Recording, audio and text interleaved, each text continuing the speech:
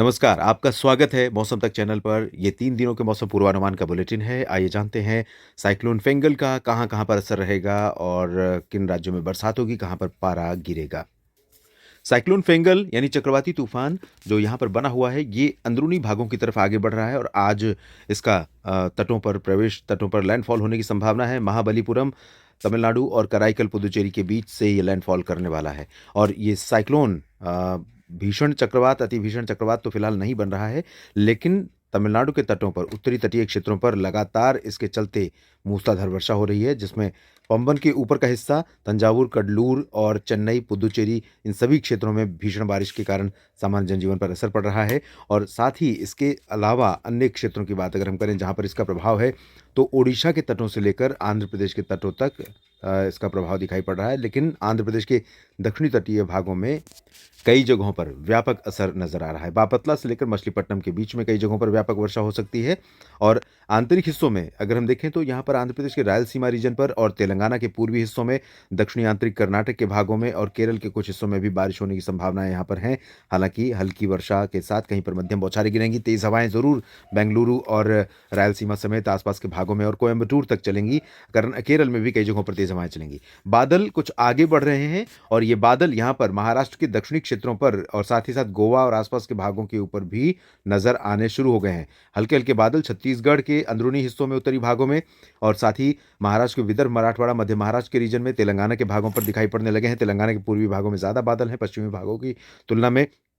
और यहाँ पर आप देखें तो गंगेय पश्चिम बंगाल और झारखंड के रीजन में और उड़ीसा के तमाम हिस्सों पर घने बादल हैं और मध्यम से घने बादल हैं और इन भागों में कई जगहों पर बारिश की संभावना भी है। बारिश यहाँ पर मणिपुर, मिजोरम, त्रिपुरा में भी कुछ स्थानों पर हो सकती है। पूर्वोत्तर भारत में, शेष पूर्वोत्तर राज्यों में, अरुणाचल, असम और मेघालय में ड्राई वेदर, सिक्किम, उपहिमालय पश्चिम बंगाल में शुष्क मौसम और बिहार तथा उत्तर प्रदेश के रीजन में पूर्वी भागों में खासतौर पर हवाओं की दिशा जो होगी वो बहुत ज़्यादा न तो पश्चिमी रहेगी ना पूर्वी रहेगी और हवाएं हवाएं बहुत शिथिल रहेंगी। तो इस रीजन में कोहरा, धुंध, कुहासा, प्रदूषण ये सब कुछ और साथ में हल्के बादल पूर्वी बिहार के क्षेत्रों में और पूर्वी उत्तर प्रदेश के कुछ हिस्सों में, सोनभद्र, मिर्जापुर, वाराणसी और आसपास के रीजन में दिखाई दे रहे हैं।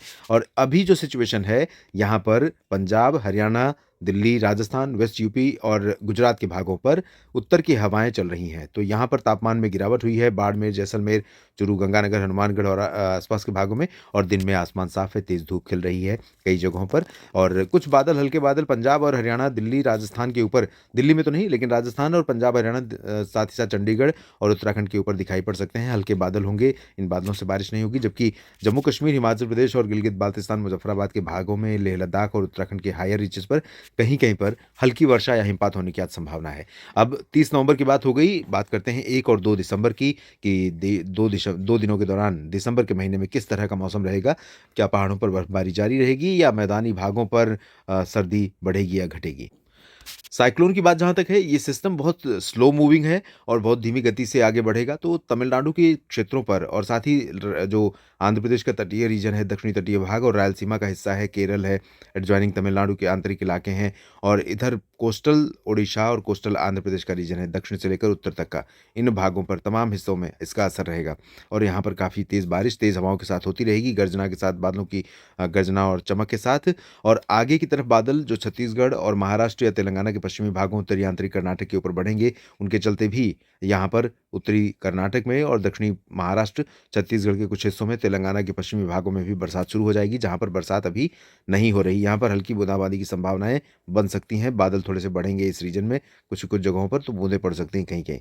ज़्यादा बारिश की उम्मीद नहीं है फिलहाल। और इसके आगे बढ़ें तो यहाँ जो बिहार का क्षेत्र है, उत्तर प्रदेश का हिस्सा, पंजाब, हरियाणा, राजस्थान, चंडीगढ़, दिल्ली, इन सभी भागों पर उत्तर की हवाओं का असर रहेगा। बिहार के ऊपर भी हवाएं उत्तर की आनी शुरू हो जाएंगी और मौसम में ठंडक और बढ़ जाएगी। उत्तर प्रदेश के लखनऊ तक और दिल्ली, गुरुग्राम, फरीदाबाद, पलवल, जयपुर, अजमेर और हिसार, सिरसा, फतेहाबाद, लुधियाना, पटियाला सभी जगहों पर बादल छाने और तेज हवाएं उत्तर की चलने की संभावना रहेगी। तेज तो नहीं लेकिन हल्की से मध्यम हवाएं चलेंगी और इसके चलते सुबह और शाम के समय मौसम में ठंडक रहेगी, गलन रहेगी और सर्दी बढ़ने के साथ साथ एक परिवर्तन ये भी होगा कि आसमान जैसे ही क्लीन होता है तो धूप भी अच्छी होती है, तो दिन में मौसम अच्छा रहेगा।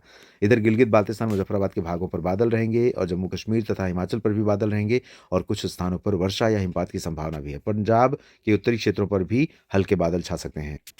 और ये देखिए 29 नवंबर को यहाँ पर डब्ल्यूडी पहुँचा है, आज 30 है और उसके बाद 1 और 2 को भी यहाँ पर सिस्टम दिखाई पड़ रहा है, इसका प्रभाव दिखाई पड़ रहा है। तो पहाड़ों पर वेस्टर्न हिमालयन रीजन पर कई जगहों पर बर्फबारी की संभावना बनी रहेगी और नीचे की तरफ आप देखें तो सिस्टम आगे बढ़ेगा जब, तो ओडिशा के तटों से, आंध्र प्रदेश के तटों से होते हुए तमिलनाडु के तटीय क्षेत्रों पर कई जगहों पर और तमिलनाडु के आंतरिक इलाकों में, केरल में, दक्षिणांतरिक कर्नाटक में कई स्थानों पर हल्की से मध्यम के साथ कुछ स्थानों पर तेज बौछारें गिर सकती हैं।